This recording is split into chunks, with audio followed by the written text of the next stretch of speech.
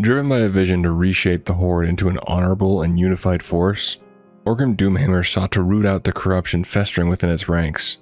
His suspicions turned to Corona, whose dual heritage made her a pawn to powers beyond her control.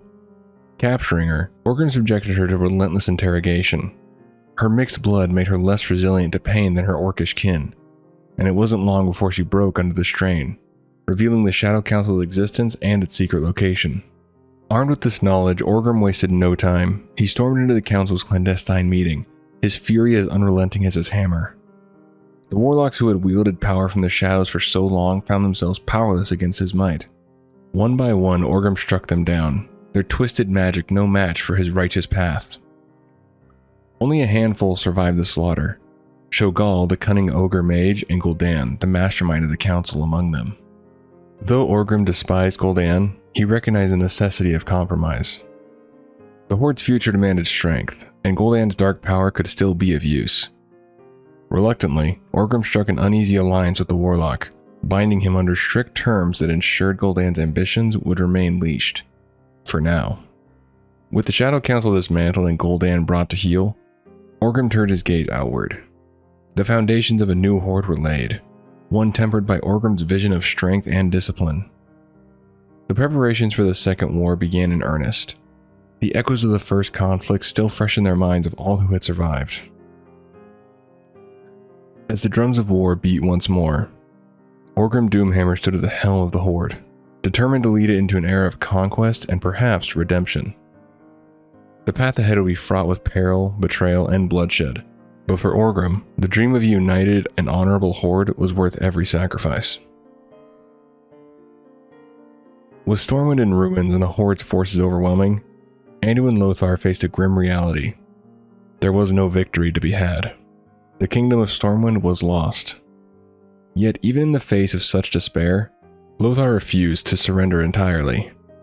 Rallying the battered remnants of the army and as many civilians as he could, he led a desperate exodus across the sea. Their destination was the northern kingdom of Lordaeron, where Lothar hoped to gain the aid of King Tyrannus Menethil II. The retreat was fraught with peril. Not all survivors could escape in time, and among the pursuing Horde was the orcish hunter Zigris, who became a dark legend for his ruthless pursuit of fleeing refugees. Zigris hunted the defenseless for sport, his cruelty adding to the list of horrors that haunted the survivors.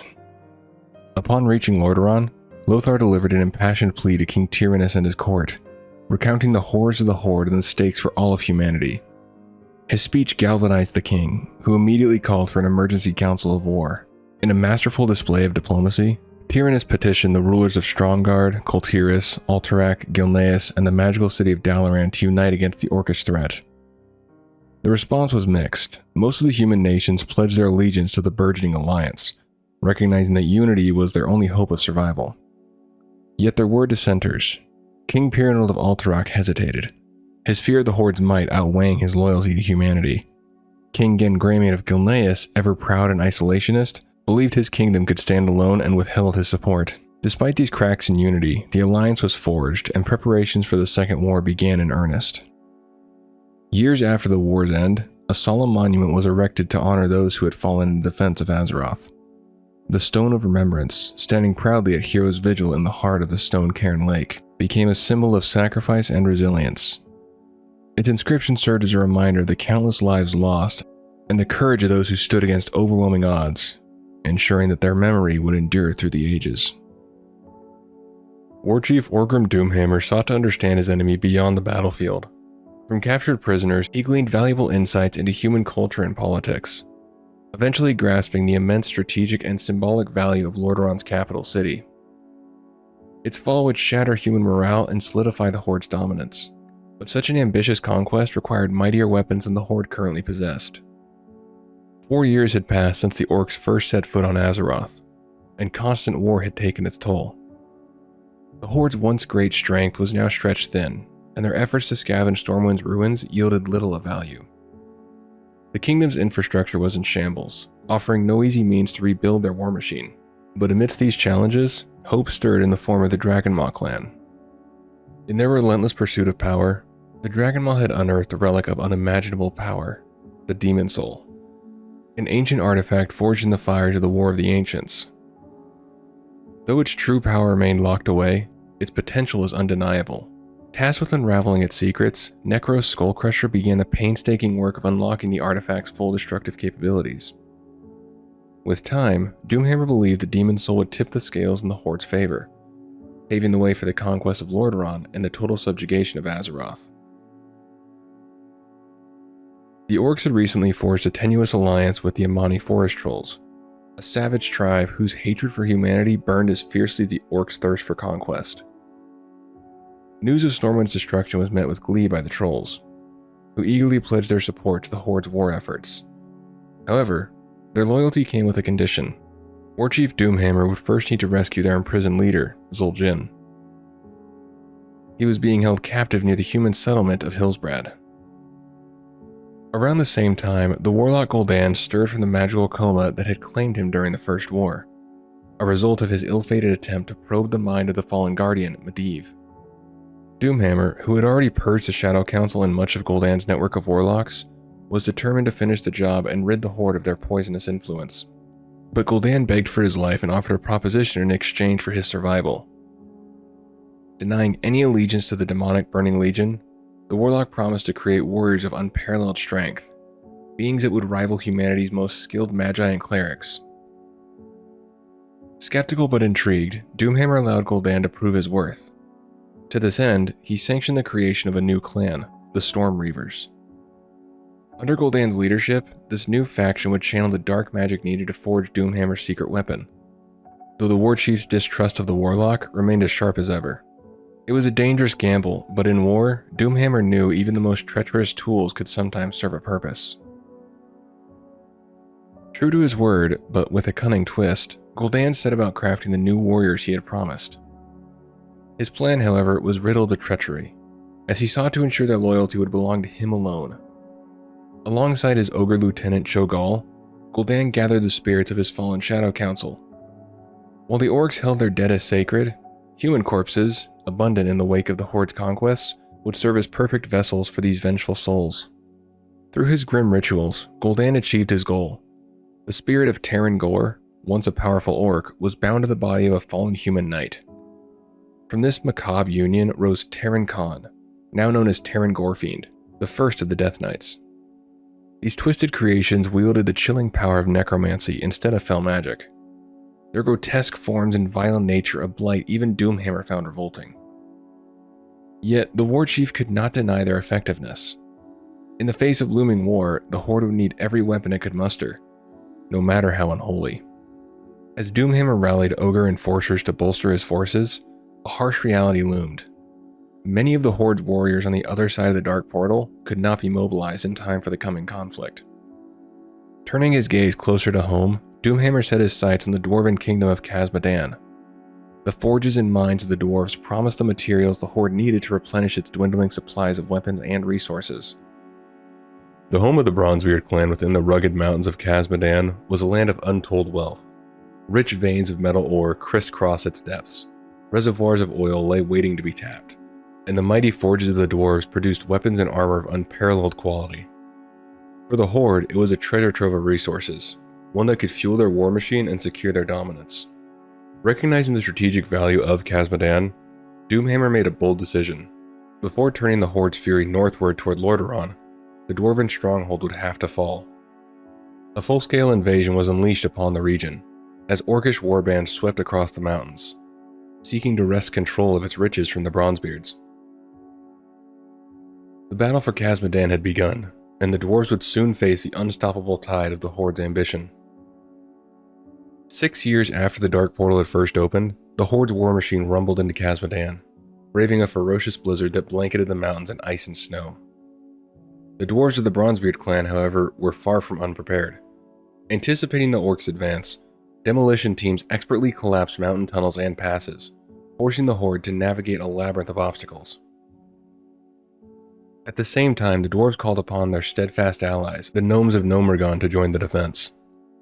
Together, the two races pooled their ingenuity and resources, fortifying defensive positions throughout the rugged terrain of the region. Yet even with their skill and determination, the alliance of dwarves and gnomes struggled to stem the Horde's relentless tide. Outnumbered and facing an enemy of brutal strength, their fortified outposts and settlements fell one by one, engulfed by the fury of the Orcish advance. The snowy slopes of Khazad-dûm became battlefields soaked in blood, with hundreds of defenders sacrificing their lives to protect their homeland. As the ferocity of the Horde's assault proved too much to withstand, the defenders were forced to make a grim decision. The dwarves retreated to the safety of their ancient mountain city of Ironforge, while the gnomes withdrew to their home in Gnomergon. Though the heart of their civilization endured behind unyielding stone and steel, much of Khazad-dûm lay in ruin, a grim testament to the unstoppable might of the Orcish horde. Doomhammer turned his full attention to Ironforge, the impenetrable mountain bastion of the Bronzebeard dwarves. To him, the dwarves posed the greater threat, and he believed their destruction would break the remaining resistance in Khazad-dûm. The horde quickly laid siege to the subterranean stronghold surrounding the mountain city in a brutal campaign of attrition. Within Ironforge, the dwarves knew this was their final stand. Determined to defend their ancestral home to the last, nearly the entire population took up arms. Miners, blacksmiths, and warriors alike transformed the city into an unyielding fortress. When the Horde's forces stormed Ironforge, they met a ferocious resistance. Every step forward came at a staggering cost. 10 orcs fell for every dwarf brought down. The siege dragged on and the toll on the Horde grew unsustainable. Reluctantly, Doomhammer was forced to concede defeat, ordering his forces to withdraw. Meanwhile, a similar scene played out at Gnomergon. Orcish forces advanced on the gnome city, but the defenders proved more than ready. The gnomes used their ingenuity and advanced technology to devastating effect. Explosive traps rigged in the forest surrounding their city ripped through the Orcish ranks, claiming countless lives before the Horde even reached Gnomergon's gates. When the attackers finally arrived, they were met by the city's colossal iron gate, which withstood weeks of relentless bombardment by Horde siege engines. Like Ironforge, Gnomergon remained unconquered, and the siege was eventually abandoned. The twin defeats at Ironforge and Gnomergon were a bitter blow to Doomhammer's campaign in Khazad-dûm. Though the Horde had claimed much of the region, the unyielding resistance of the dwarves and gnomes ensured that their mountain citadels remained untouchable, standing as proud symbols of defiance in the face of the Horde's might. The siege of Ironforge and Gnomergon had bled the Horde dry of time and manpower, but Doomhammer understood that victory did not require the cities to fall. The wealth of Khazad-dûm's resources, its abundant metal ores, oil, and forges, were already in his grasp. It was a prize worth the cost.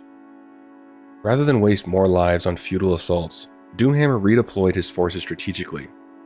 The Bleeding Hollow clan was stationed outside both Ironforge and Gnomergon, tasking with keeping the dwarves and gnomes bottled up in their mountain strongholds for the remainder of the war. This blockade ensured the defenders could not interfere with the Horde's greater plans. Meanwhile, the Horde smiths set to work, exploiting Khazad-dûm's riches to forge vast quantities of weapons, armor, and siege engines.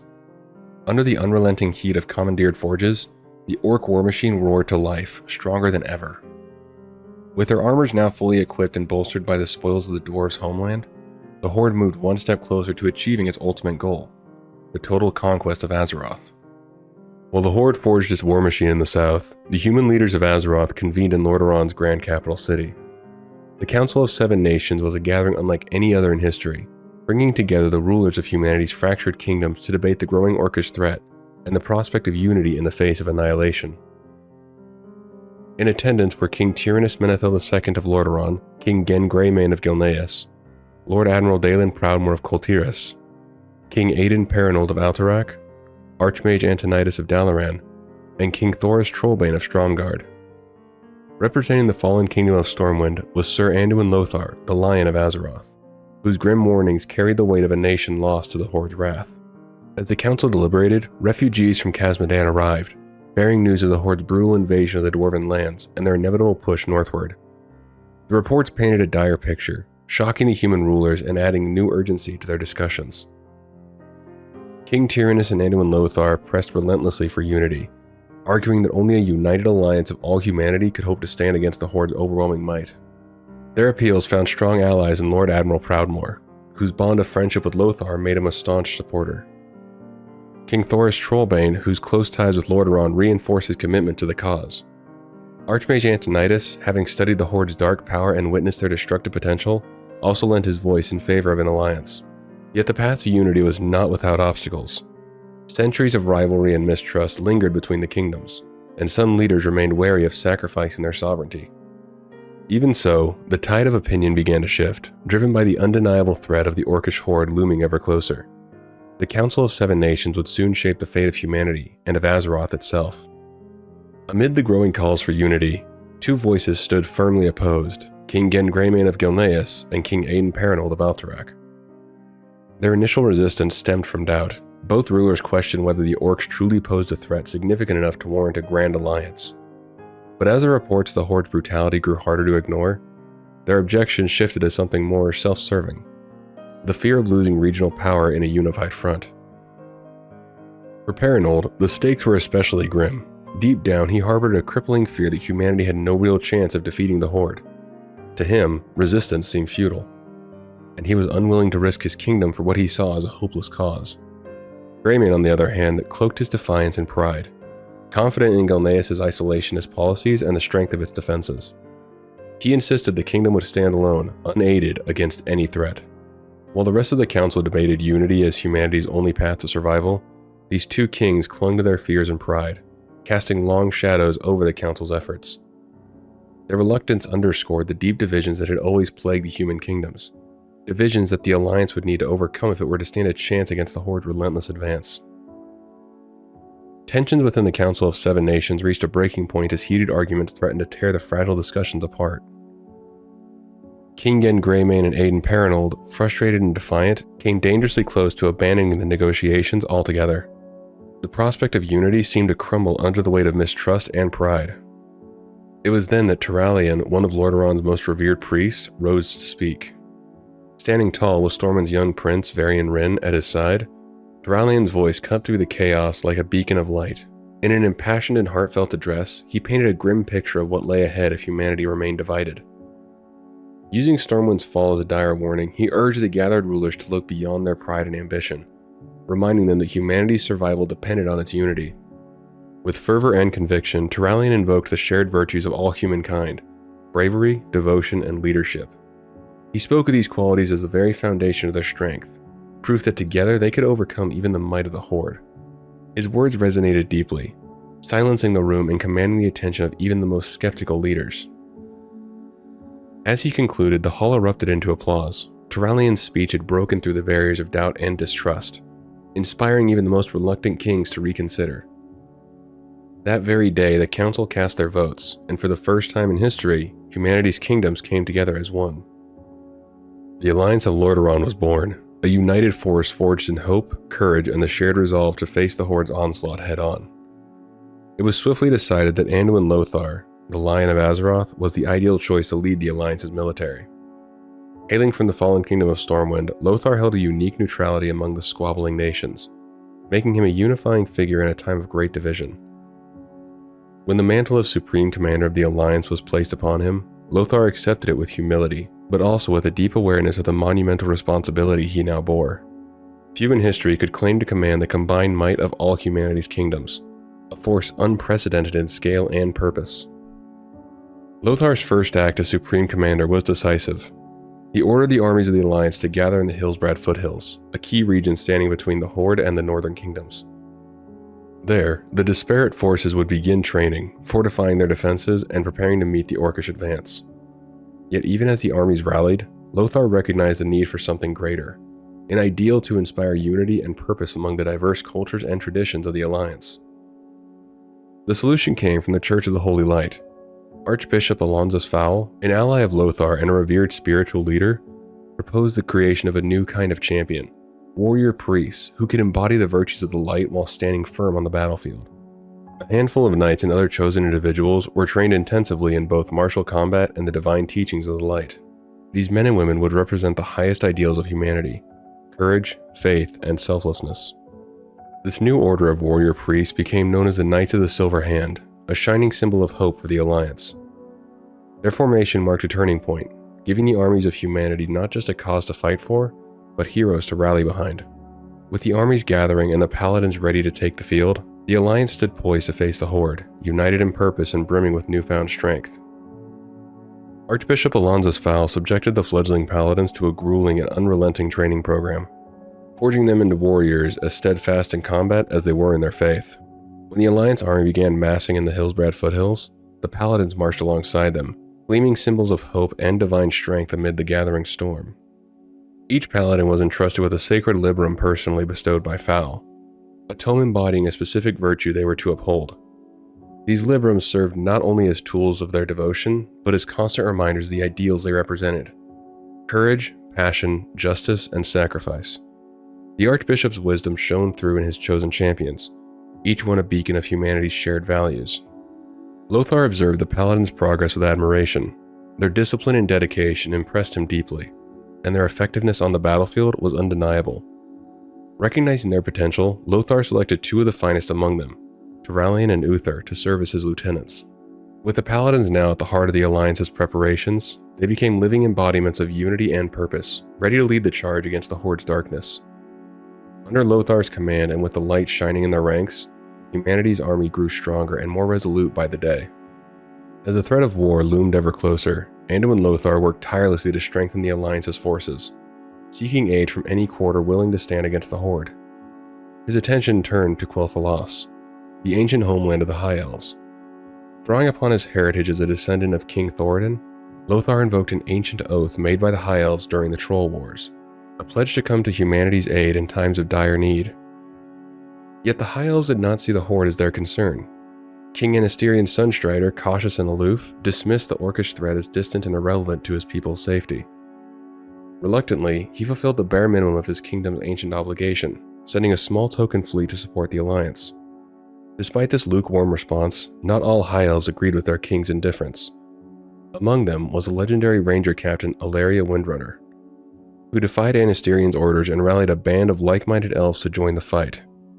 Driven by a sense of duty and foreboding, Ilaria led her rangers south to answer Lothar's call. Though disappointed by Quel'Thalas' lackluster response, Lothar welcomed the elves who did come with open arms. Ilaria and her skilled rangers proved invaluable to the Alliance, their precision and expertise a vital asset in the coming battles. Even in the face of reluctance, Lothar's call to arms had stirred a glimmer of hope and solidarity, uniting those willing to fight for the survival of Azeroth. As the human kingdoms rallied their forces in the north, Orgrim Doomhammer and the Horde prepared for their next decisive strike. After carving a bloody path through the wetlands north of Khazmodan and shattering Dwarven defenses at Dun Algaz and Dun Moder, the Orcs faced a critical obstacle: the Thandal Span. This narrow crossing was the only land route into Lordaeron, a choke point that could be easily fortified and held by the Alliance. Rather than fall into the trap of a direct assault, Doomhammer devised a bold and unexpected plan. The Horde would bypass the Thandal Span entirely by constructing a fleet of warships to launch a surprise invasion into the heart of the human lands. It was an audacious gamble, one that would require convincing the Horde to embrace a strategy far outside their traditional strengths. With the support of Gul'dan and his Stormreaver clan, Doomhammer succeeded in rallying the Orcs to his vision. Construction of the fleet began in earnest along a secluded bay in the southwestern wetlands, a location that would later become known as Menethil Harbor. Though the Orcs had little experience with naval warfare, they adapted swiftly with guidance from their allies. The Ogre's brute strength and the Amani Troll's maritime knowledge proved invaluable, and together they built a crude yet formidable armada of warships. The Horde's fleet, though rough and varied in design, embodied Doomhammer's cunning and resourcefulness. As the vessels took shape, so too did the promise of a devastating attack that would strike fear into the heart of the Alliance and forever alter the course of the war. Despite their efforts to shroud their actions in secrecy, the Horde's construction of a vast fleet was eventually uncovered by human scout ships patrolling the seas. Yet the Orcs remained undeterred, completing their massive vessels with tireless resolve. Doomhammer was certain the Horde would reach Lordaeron before the fledgling alliance of nations could mount a coordinated defense. His gaze was fixed firmly on Lordaeron's capital city, believing that its fall would unravel the alliance and pave the way for Horde dominance. When the fleet was ready, hundreds of ships laden with Orc soldiers, supplies, and war machines departed from the wetlands and began their voyage across the Great Sea toward human territories. However, their progress did not go unnoticed. Naval forces under the command of Admiral Dalen Proudmoore, a seasoned mariner from the island nation of Koltiris, intercepted the Horde near the island of Zoldair. The ensuing battle showcased the stark difference between the two fleets. The Orcs' lumbering, hastily constructed ships were no match for the swift and maneuverable vessels of the Koltiris navy. Proudmoore's forces rained devastating cannon volleys upon the Horde, tearing through their wooden hulls with brutal precision. One by one, the Orcish ships were reduced to wreckage, their passengers plunged into the unforgiving depth of the sea. As ship after ship sank beneath the waves and countless Horde warriors drowned, Proudmoore saw an opportunity to end the threat entirely. His forces pressed the attack with renewed vigor, determined to annihilate the Horde fleet before it could reach Lordaeron's shores. Yet Doomhammer had prepared for such an eventuality. He had ordered the Dragonmaw clan to unleash their newly enslaved red dragons as an aerial countermeasure. Though their training as battle mounts was incomplete, the red dragons arrived as the Battle of Zoldair raged. Under the command of Necros Skullcrusher, 3 of these mighty creatures descended upon the Alliance fleet, their fiery breath turning Proudmoore's ships into blazing infernos. The tide of the battle shifted in an instant. Alliance ships burned as their crews scrambled in desperation, unable to respond to the airborne assault. Faced with mounting losses and unable to combat the dragons, Admiral Proudmoore made the difficult decision to retreat. The Alliance fleet scattered, leaving the Horde's remaining ships to sail onward unchallenged. Though battered, the Horde fleet survived and continued its relentless march toward Lordaeron, carrying with it the promise of war and destruction. With their decisive victory at Zoldair, the Horde secured an uncontested landing in the Hillsbrad foothills. The region, ill-prepared for such an invasion, offered little resistance. As human forces scrambled to respond, their efforts descended into disarray. Unable to muster a coherent defense, Doomhammer marched his entire army inland. Though the enslaved red dragons refused to continue their slaughter of humans and remained behind, the Horde pressed on, seizing territory with ruthless efficiency. Doomhammer's forces advanced towards the Alterac Mountains, a treacherous but direct route to Lordaeron's capital city. Supreme Commander Anduin Lothar, predicting the Horde's movements, hastily ordered the Alliance to block their path. While the northern and western routes to the capital were now fortified, the human armies were in a fragile state, their morale shaken by the Horde's seemingly unstoppable ferocity and numbers. However, their spirits were bolstered by the arrival of the newly trained paladins of the Knights of the Silver Hand, who rode among them like beacons of hope.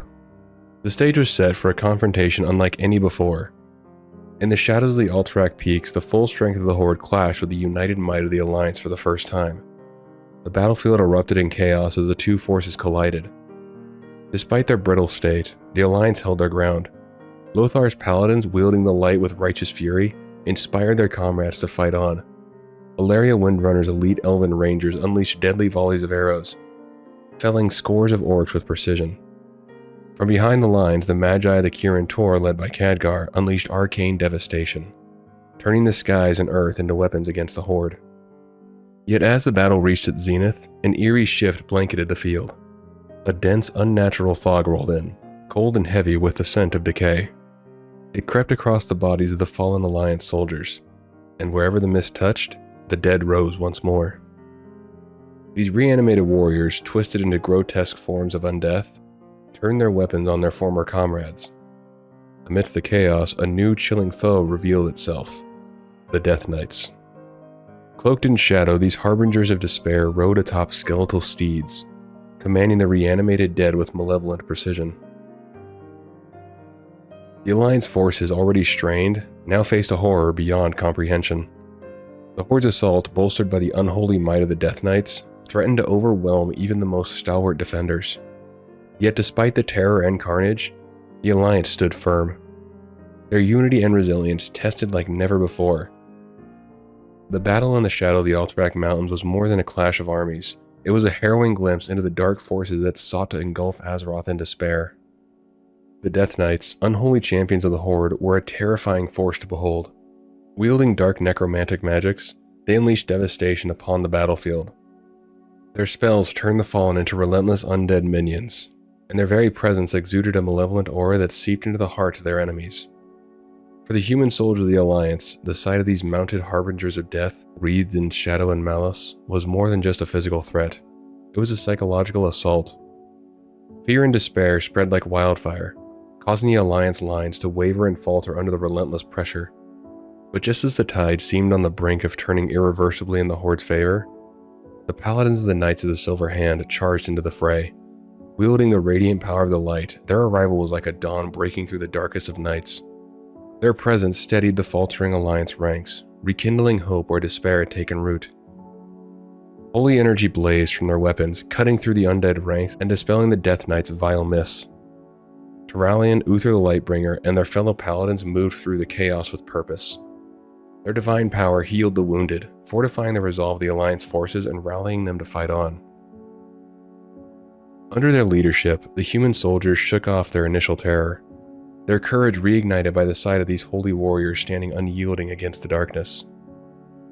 With their morale restored and their ranks reformed, the Alliance launched a counterattack. United under the inspirational aura of the Paladins, the soldiers surged forward, crashing into the Horde lines with newfound ferocity. Steel met steel and the battlefield roared with renewed vigor of the Alliance. The Horde's momentum faltered, their dark champions no longer able to sow chaos unchecked. What began as a near collapse transformed into a rallying victory for the Alliance. The light of hope borne by the Paladins proved stronger than the shadows cast by the Death Knights, and the Alliance forces stood firm against the Horde's darkness. As the conflict dragged on, the once fierce clashes in Hillsbrad devolved into a grinding stalemate. Skirmishes erupted sporadically across the region, but neither side could claim decisive superiority. Though evenly matched for the moment, Doomhammer knew that time was not on the Horde's side. The Alliance's capacity to summon reinforcements from their far-flung kingdoms grew stronger with each passing day. Determined to outmaneuver his foes, Doomhammer sought an alternative route to Lordaeron's capital city, one that bypassed the heavily defended front lines. His solution lay to the east, through the dense forest and untamed lands under the shadow of the Amani trolls. But traversing such a path required allies who knew the region intimately. The Amani trolls, long embittered by their grudges against humanity and their high elven rivals, agreed to guide the Horde.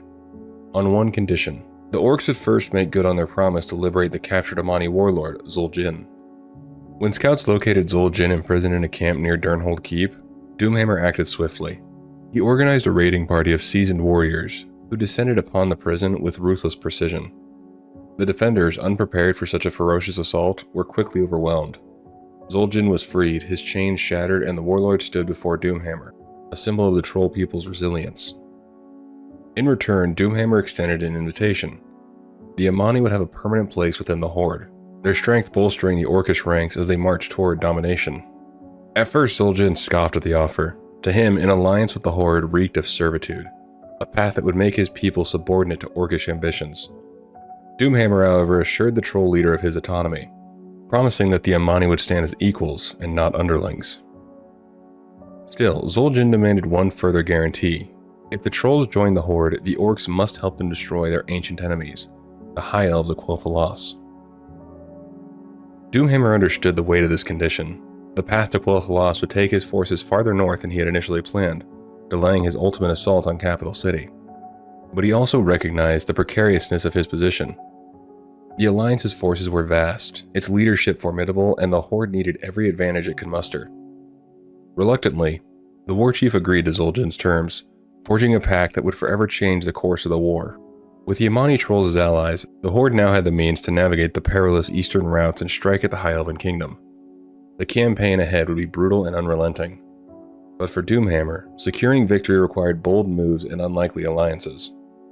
The Horde's march toward dominance over Azeroth continued, its ranks swelling with a shared thirst for vengeance and conquest. With their preparations complete, the Horde began its eastern march, the path ahead fraught with peril and opportunity. A formidable rearguard of Blackrock orcs, led by the fearsome Varrock Sourfang, ensured the safety of the main force as they navigated the treacherous mountain pass into the hinterlands. Guided by the Amani trolls, the Horde advanced swiftly through the dense, untamed forests, their sights set on Quel'Thalas. Along the way, Zul'jin called upon every nearby Amani warband, rallying his people to join the march for vengeance against their ancient enemies. For a time, the Horde's advance was unhindered. The trolls' deep knowledge of the hinterlands allowed the army to avoid natural hazards and bypass hostile terrain.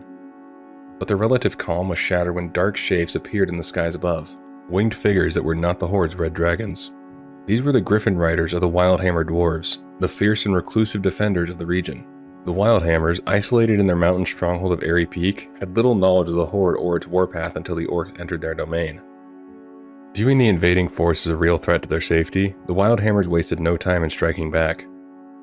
Led by Curdrin Wildhammer, the dwarves descended from the skies on their mighty griffins, raining enchanted stormhammers upon the Horde. The attacks were relentless. The dwarves struck with precision, diving in from above and retreating to the safety of their peaks before the orcs could respond. The Stormhammers, imbued with shamanic power, wreaked havoc among the Horde's ranks, scattering formations and leaving destruction in their wake. The Wildhammer's fierce griffins soared unchallenged, as the Horde's dragons had been left behind with the fleet, leaving the orcs vulnerable to aerial assaults. The Horde, unprepared for such a foe, suffered heavy casualties. Entire battalions were whittled down under the dwarves' unyielding bombardment.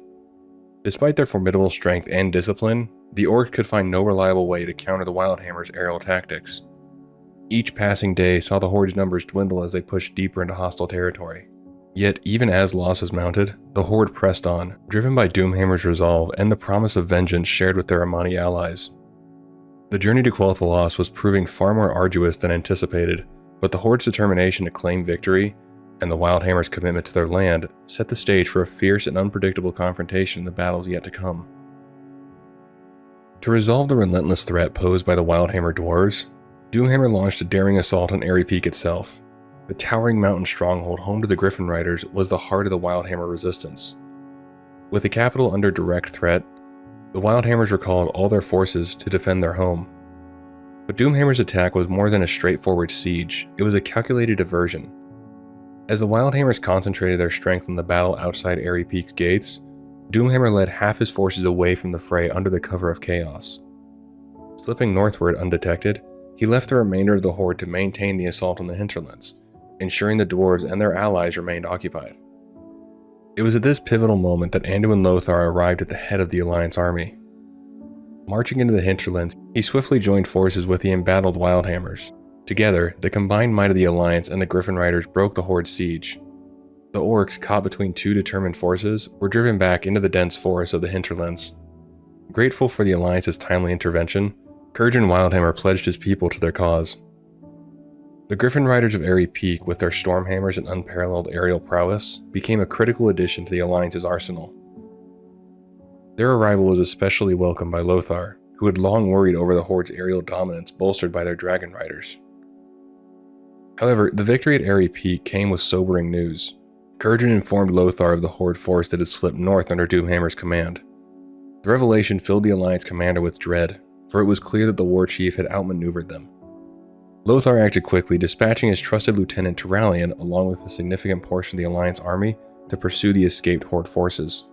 Meanwhile, Lothar and the remaining Alliance troops stayed in the hinterlands to finish what the Horde had started. The orcs left behind would not be allowed to regroup or reinforce their warpath. With the routes through the Alterac Mountains securely blocked, it seemed the remaining paths to Lordran's capital were safe for now. Yet the warchief's cunning move left the Alliance uneasy.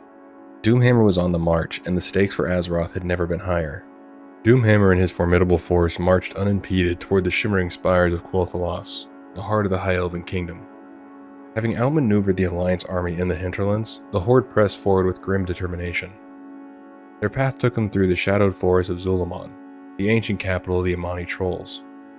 Here, Warlord Zul'Jin seized the opportunity to rally his people for vengeance. Entering the sacred city, Zul'Jin's fiery words ignited the long smoldering hatred of the Amani Trolls against their ancient adversaries. Thousands of forest trolls, driven into a frenzy, poured out of Zul'Aman to join the Horde. Their war cries echoed through the forest as they marched alongside Doomhammer's army, their shared purpose of conquest and retribution binding them together. As the Horde advanced, they smashed through the outer defenses of Quel'Thalas with devastating ease. The High Elves, though skilled in their craft, were unprepared for an army of such overwhelming size and ferocity. Villages and fortifications that had stood for centuries were reduced to rubble, their defenders cut down under the relentless tide of orcs and trolls. The citizens of Quel'Thalas, accustomed to their secluded paradise, had never faced an army of this scale. Yet as the Horde drove deeper into Elven lands, something unusual began to occur. The spells cast by their warlocks, death knights, and other magic users grew progressively weaker, their potency draining with each step closer to the kingdom's heart. This unexpected phenomenon puzzled the Horde leaders until Gul'dan uncovered the cause.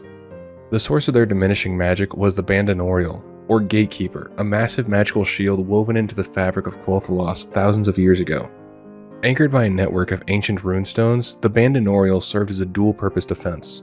It cloaked the kingdom's immense arcane energies from the detection of outside forces, most notably the Burning Legion, and simultaneously weakened the powers of any foreign magic wielders who dared to trespass. For the Horde, this included their troll allies and the feared Death Knights. As the Horde pressed onward, the Bandinorial vastly hindered their momentum. Yet Doomhammer was undeterred.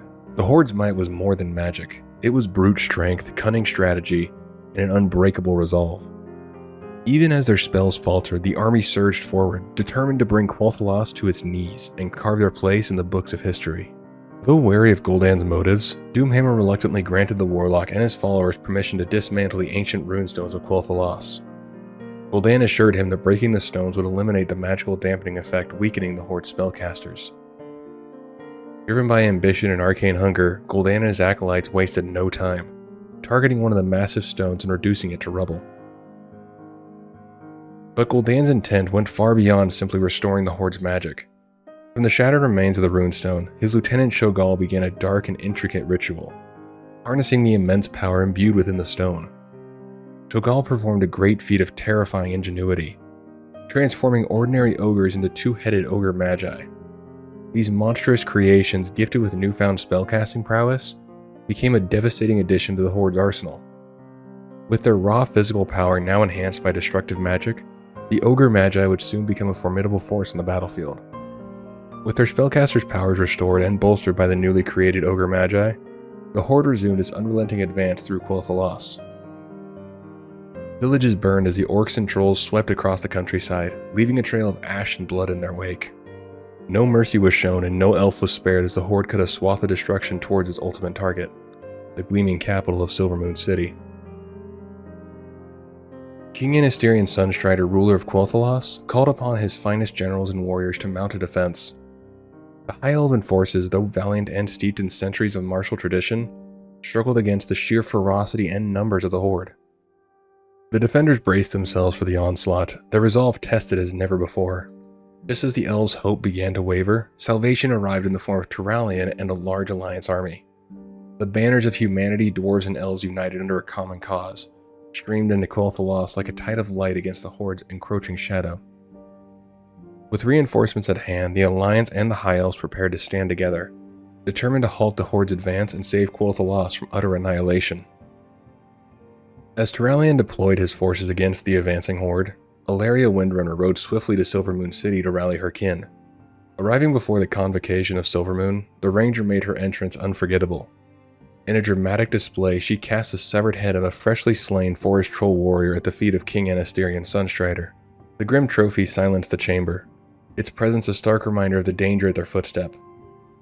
Alleria, her voice resolute and impassioned, implored her king to abandon isolation and join the Alliance to drive the Horde from their sacred lands once and for all.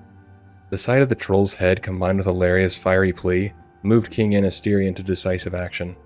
With a mixture of rage and resolve, he called for the full mobilization of Quel'Thalas' military might. The elven war machine, long dormant, roared to life. Archers and rangers trained to perfection joined the fray, their deadly accuracy unmatched. Sleek destroyer ships took to the rivers, their elegant forms hiding deadly firepower, while elven craftsmen bolstered Alliance efforts by supplying the lumber mills. Leading these coordinated efforts was Sylvanas Windrunner, the esteemed Ranger General of Silvermoon, who directed her forces with precision and unwavering dedication. For the first time in centuries, the High Elves and humans fought side by side, united against a common foe. Their combined strength turned the tide, and the Horde began to feel the weight of this newfound alliance pressing against them. The balance of power seemed to shift as Alliance forces pushed back with a fury born of desperation and vengeance.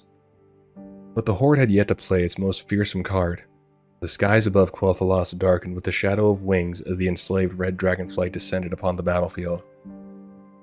Having mastered their mounts, the Dragon Maw clan unleashed the full might of the dragons, their fiery breath engulfing the battlefield in destruction. Dwarven Griffin riders, unprepared for such an overwhelming foe, found themselves outmatched. The Griffins, though valiant, fell in droves, their riders consumed by dragonfire. The Dragon Riders shattered Alliance ranks, their flames turning soldiers and rangers alike to ash. The destruction wrought by the dragons extended beyond the battlefield. The Horde's relentless march and the dragon's fury ignited much of Quel'Thalas' pristine forests. Eversong Woods, a land of ancient beauty, became a blazing inferno, the smoke from its burning trees rising to blot out the sun.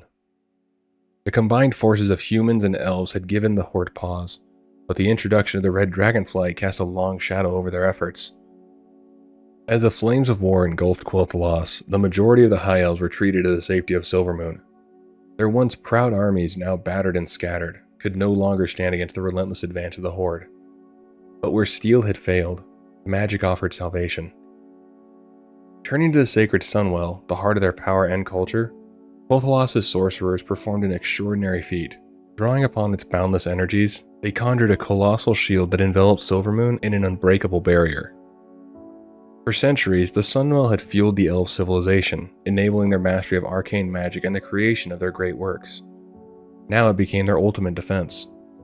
Doomhammer's forces hurled themselves against the shield repeatedly, but it stood resolute, shimmering with the golden light of the Sunwell's power.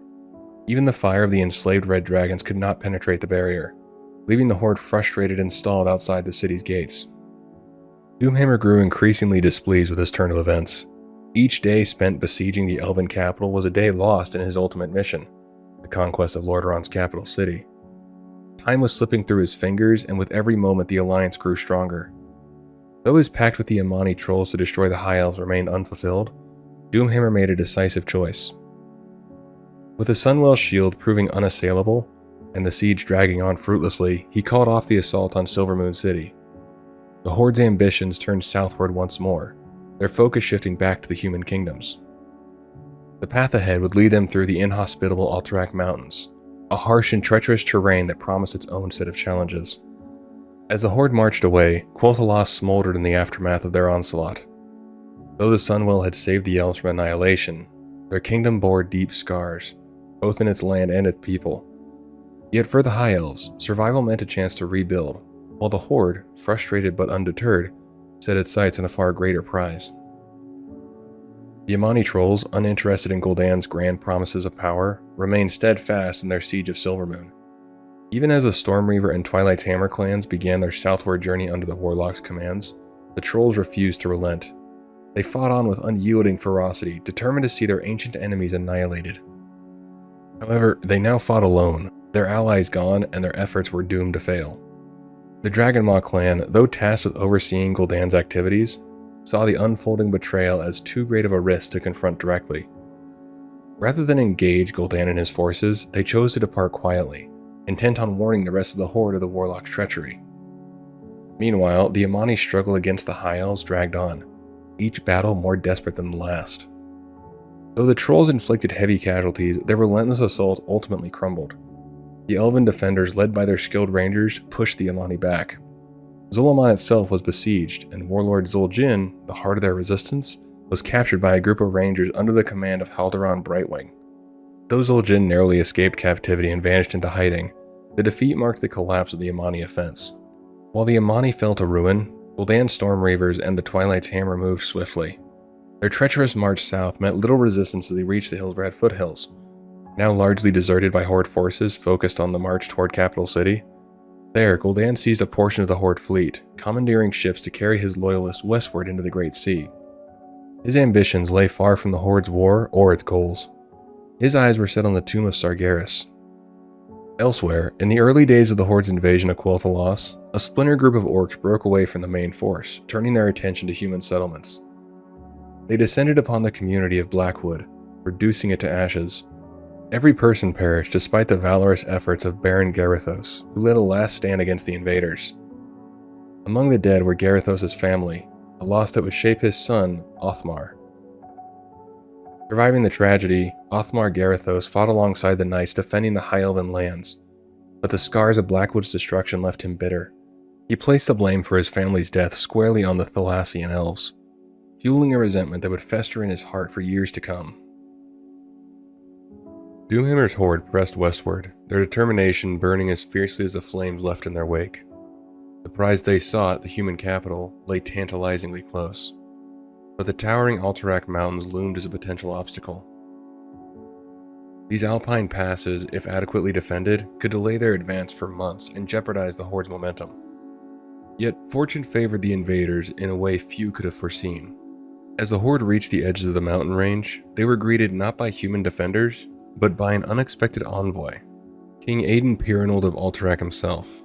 From the war's onset, Perinold had been reluctant to engage the horde, viewing their power as unstoppable even by the united might of the Alliance.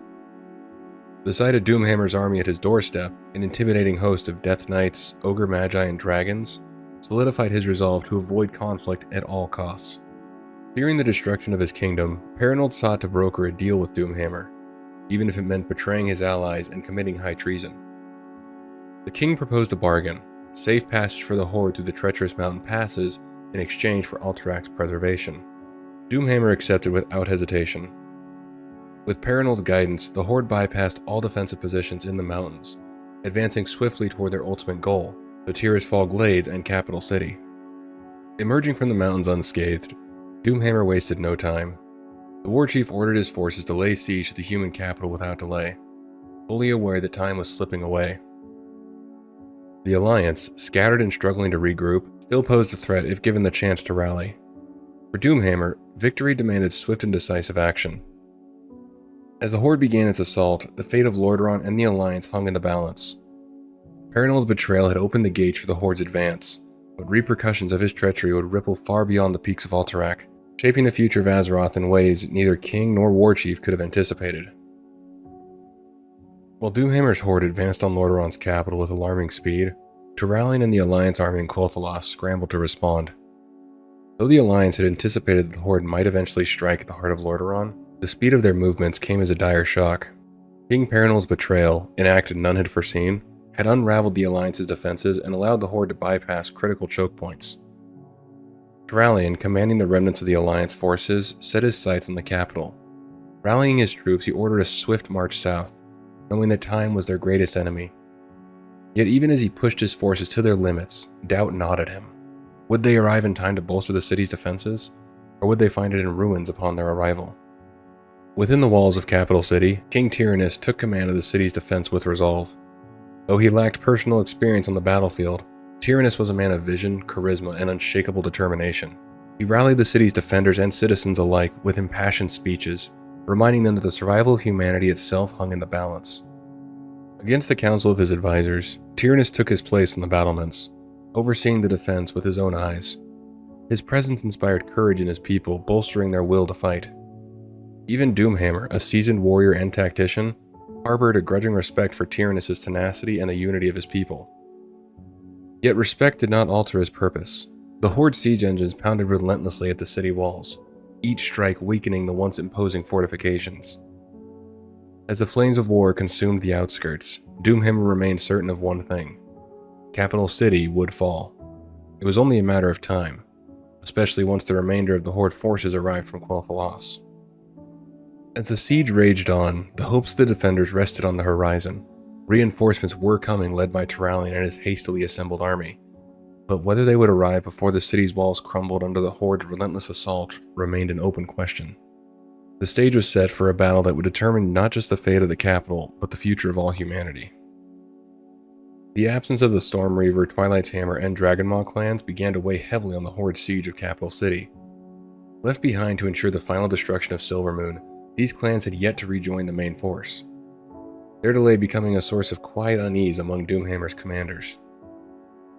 Left behind to ensure the final destruction of Silvermoon, these clans had yet to rejoin the main force, their delay becoming a source of quiet unease among Doomhammer's commanders.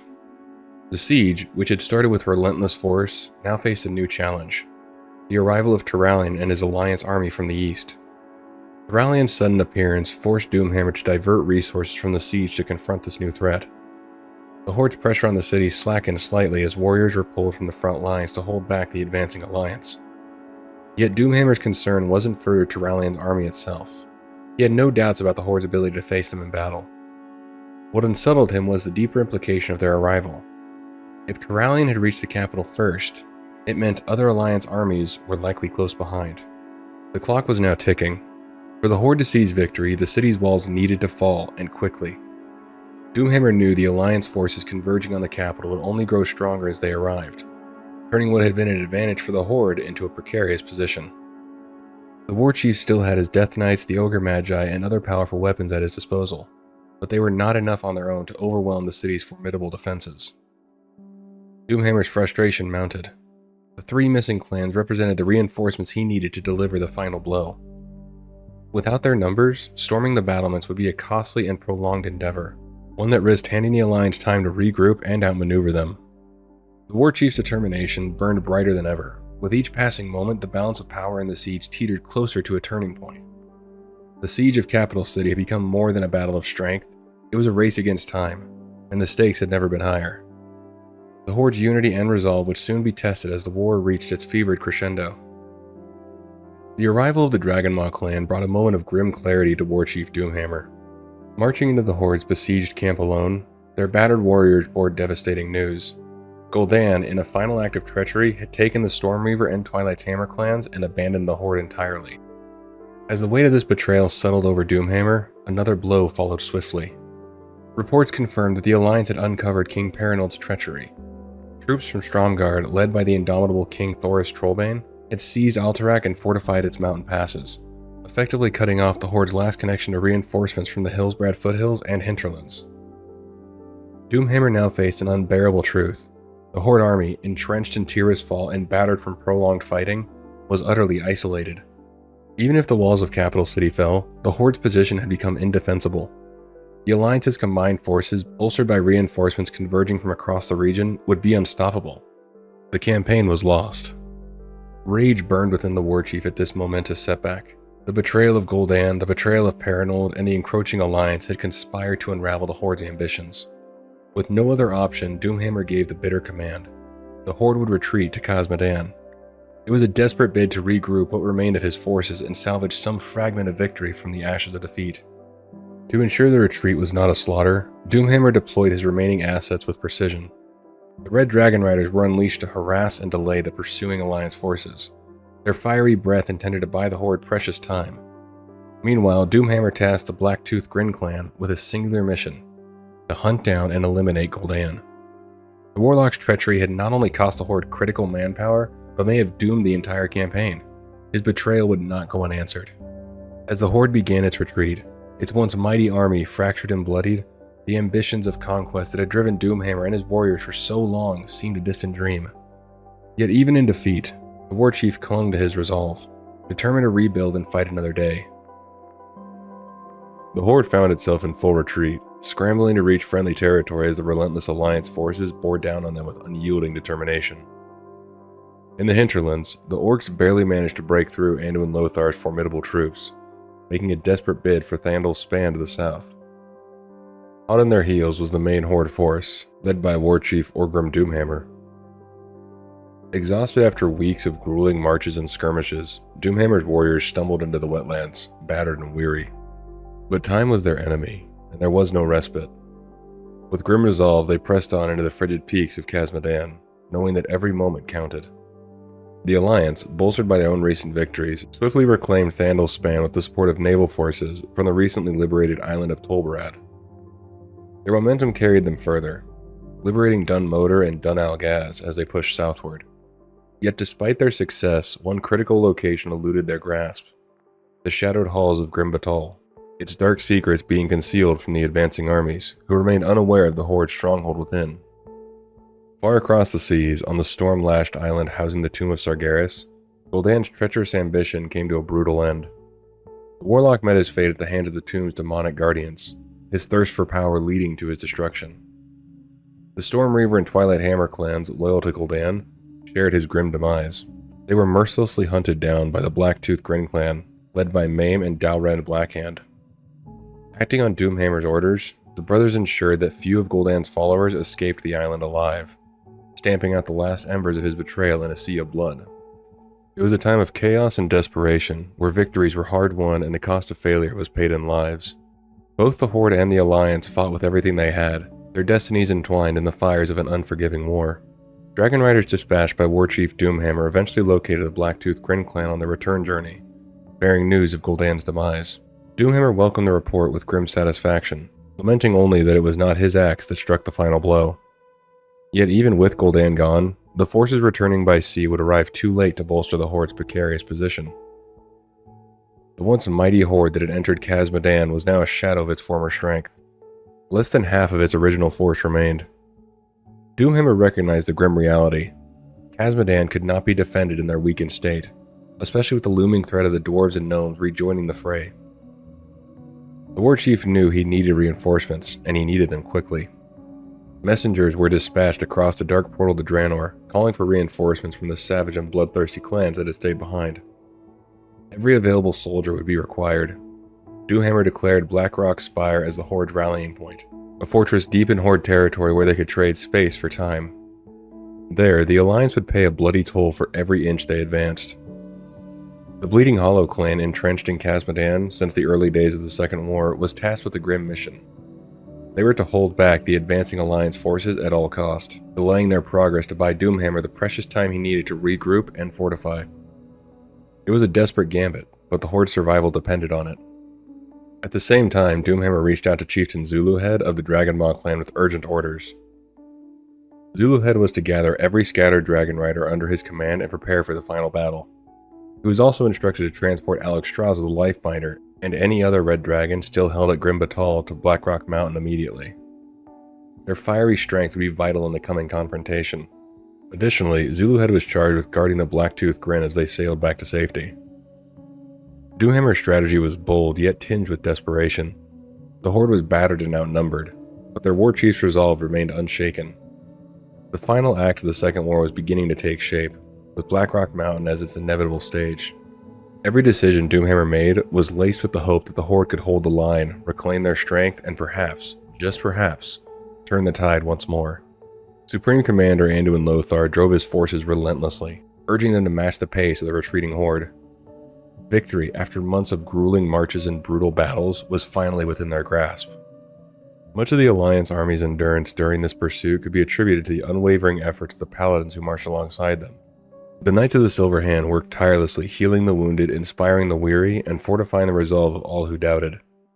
Their steadfast presence kept morale high, turning what could have been a demoralized chase into a triumphant push. The Alliance's advance into Khazmodan was swift and decisive, culminating in the defeat of the Bleeding Hollow clan. With the Horde routed, the long-besieged dwarves of Ironforge and gnomes of Gnomeregan emerged from their strongholds, free for the first time in years. Their celebrations were short-lived but jubilant, as they pledged their full support to the Alliance's cause. Their unified goal was clear: the utter destruction of the Horde. Hunting parties, often led by paladins, swept across the region to root out any remaining pockets of resistance before the main army prepared to move southward. Meanwhile, at sea to the northwest of Khazmodan, the Blacktooth Grin clan sought to make their way back to Horde-controlled territory. When news of the Horde's retreat to Blackrock Mountain reached Dalrend and Main Blackhand, they redirected their course towards Stormwind City, which was still under Horde control. Their journey was abruptly interrupted near the island of Crestfall, where the Alliance Navy, led by Admiral Dalen Proudmoore, finally caught up to the Orc fleet. The ensuing battle at Crestfall was a clash of fire, steel, and sky. Proudmoore's fleet unleashed a devastating volley of cannon fire upon the lumbering Horde vessels, tearing them apart and sending them to their watery graves. Above the chaos, dwarven Griffin Riders soared into battle.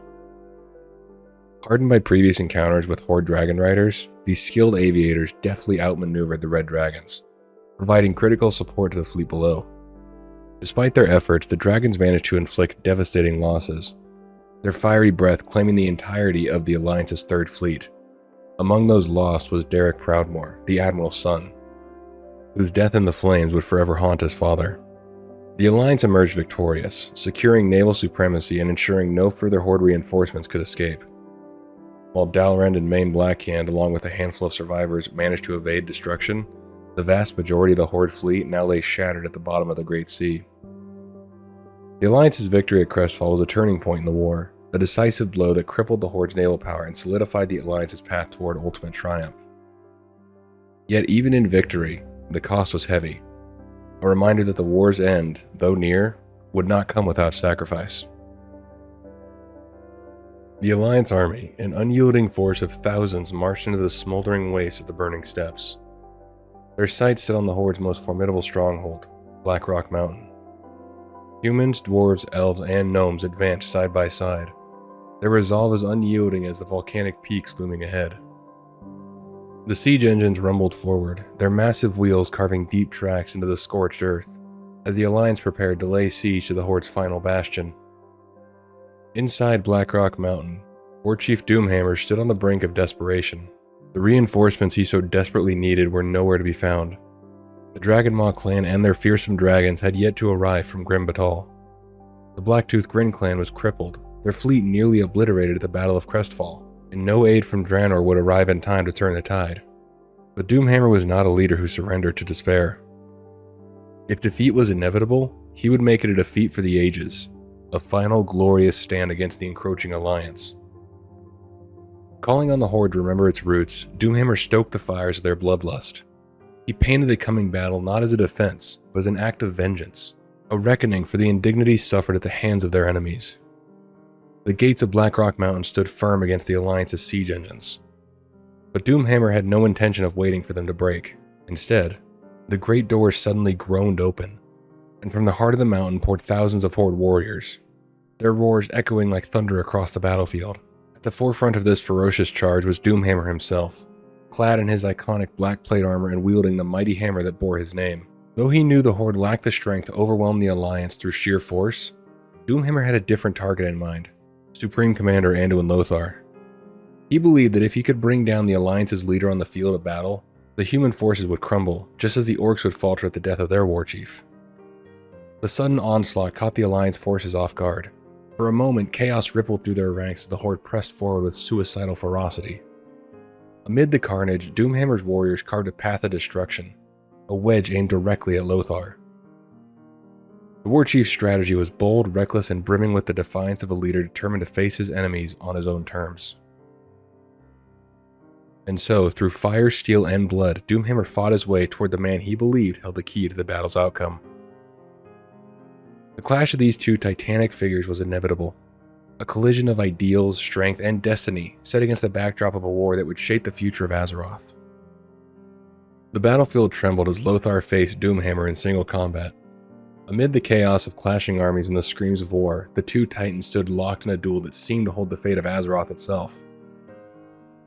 Soldiers from both sides paused, their gazes fixed on the scene, as the sharp clash of steel against iron rang out like a war drum across the smoldering landscape. Lothar, a towering figure even by Orcish standards, wielded his greatsword with practiced precision. His years of experience and sheer skill gave him a formidable edge. But Doomhammer, younger, larger, and brimming with raw strength, matched the human commander blow for blow. Every swing of his hammer carried unrelenting ferocity, each strike pushing Lothar further back. The tide of their battle shifted steadily, as Doomhammer's strength and stamina began to overpower the veteran's seasoned tactics. With a thunderous sweep of his weapon, Doomhammer shattered Lothar's greatsword into splintered shards, the force of the blow driving the Supreme Commander to his knees. For a brief, harrowing moment, silence fell over the battlefield. Then, in a final brutal swing, the warchief crushed Lothar's skull, ending the legendary commander's life in an instant. The ripple effect was immediate. Horde warriors roared in triumph, their spirits ignited by the sight of their leader's victory. They surged forward with renewed vigor, pressing their advantage. Meanwhile, the Alliance forces faltered. A wave of despair washed over them as the realization struck. Lothar was gone. Fear and sorrow spread like wildfire through their ranks, threatening to undo them entirely. But amid the chaos, a light emerged. Turalyon, a paladin and one of Lothar's most trusted lieutenants, refused to accept defeat. Fueled by grief and unwavering faith, he unleashed the full force of his holy power. His body radiated with divine light, blinding everyone around him, halting the frenzied battle in its tracks. In the ethereal glow, Turalyon stepped forward, his resolve burning like a beacon. He retrieved Lothar's broken weapon from the blood-soaked ground and turned to face Doomhammer. With one swift, unrelenting strike, Turalyon brought the shattered blade down on the stunned warchief, knocking him unconscious. In that moment, the tide turned once again. Turalyon's act of defiance rekindled the Alliance's hope, rallying their soldiers to stand and fight. The death of Lothar, though a devastating blow, became a rallying cry, uniting the Alliance forces to push forward. The battle was far from over, but the spark of resistance had been reignited, and Turalyon, now bearing the mantle of leadership, vowed that his commander's sacrifice would not be in vain. Turalyon stepped forward, the weight of loss and duty etched into his every movement. As a new commander of the Alliance, he raised his voice above the din of despair, calling on his comrades to stand tall in the face of darkness. He invoked the memory of Anduin Lothar, the man who had led them with unwavering courage, even when all seemed lost. Lothar never gave in to despair, Turalyon declared, his voice resolute. He fought for a future free from the shadow of the Horde, and as his sons and daughters, it is our duty to see his legacy fulfilled. The word struck a deep chord within the hearts of those who listened. Grief and fear gave way to a rising tide of hope and purpose. Turalian's unwavering belief in their cause ignited a renewed sense of justice among the Alliance forces. They had come too far, sacrificed too much to falter now. Wasting no time, Turalian reformed the Alliance ranks, his command sharp and clear. With a final thunderous battle cry, the Alliance surged forward, their charge crashing into the battered horde like an unstoppable tide. The Orcish forces, already shaken by the loss of their warchief, buckled under the sheer force of the assault. What remained of their cohesion crumbled, and the horde army scattered in every direction, some fleeing south toward the distant dark portal in a desperate bid for survival. Near Blackrock Mountain, a handful of orcs refused to retreat, choosing instead to fight on in defiance.